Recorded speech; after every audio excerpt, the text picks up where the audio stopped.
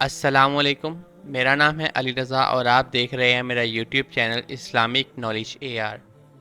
دوستو، آج ہم قربانی کے دن کے بارے میں تھوڑی سی معلومات حاصل کریں گے، تو چلے اپنی ویڈیو کو سٹارٹ کرتے ہیں۔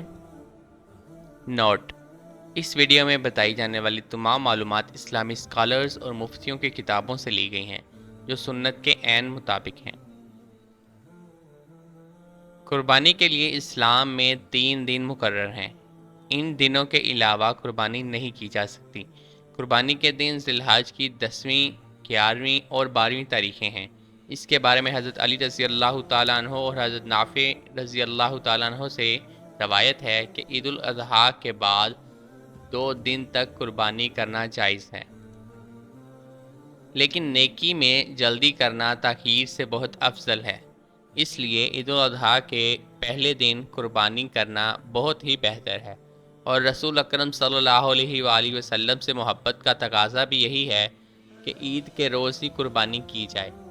نماز عید سے قبل کرنا درست نہیں۔ اگر کوئی نماز عید سے قبل ہی قربانی کر لے تو اس کی قربانی نہ ہوگی، اور اس کے لیے دوبارہ قربانی کرنا ضروری ہے۔